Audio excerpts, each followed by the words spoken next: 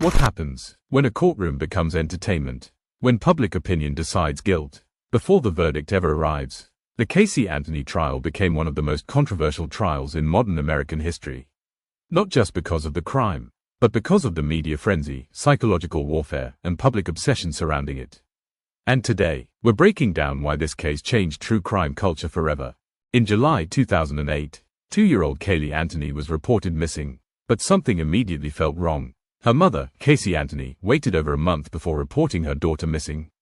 And as investigators uncovered more details, public suspicion exploded. Months later, Caylee's remains were discovered near the Anthony family home.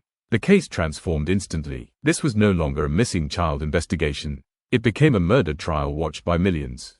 The story had everything media thrives on: a missing child, a young mother, family conflict, mystery, emotion. 24-hour news channels turned the case into non-stop entertainment.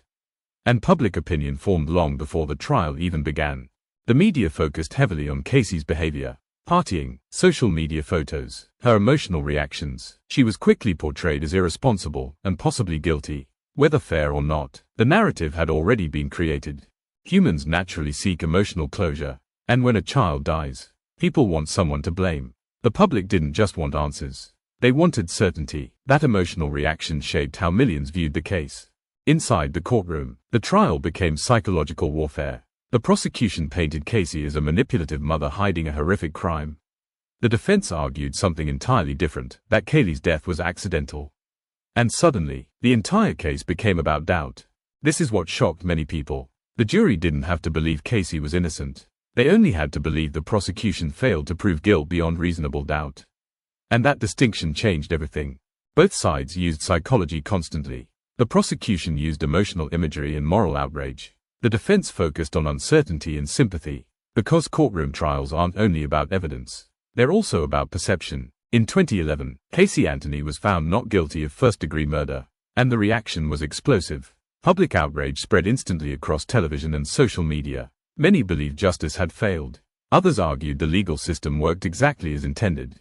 Because emotionally, many people had already convicted her years earlier. The verdict clashed with the narrative the public had accepted, and that created a psychological disconnect between legal truth and emotional belief. The case exposed something disturbing. Media doesn't just report stories.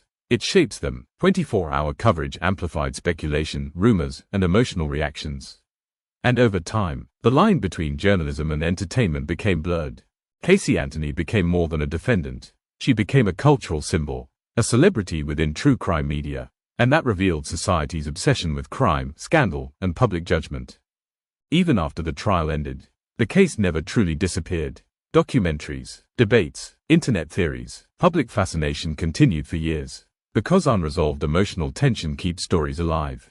For storytellers and true crime writers, this case teaches the power of media influence, emotional storytelling, psychological conflict, public perception, moral ambiguity. Because sometimes, the audience becomes part of the story itself. The Caylee Anthony case forces us to ask, can public opinion ever stay separate from justice? And in the age of viral media, that question feels more relevant than ever. The Caylee Anthony trial wasn't just about crime. It became a reflection of media power, public psychology, and society's obsession with judgment. And years later, people still argue about what truly happened. If you want more deep true crime and psychological storytelling breakdowns like this, subscribe, because the most disturbing mysteries are often the ones shaped as much by perception as by truth.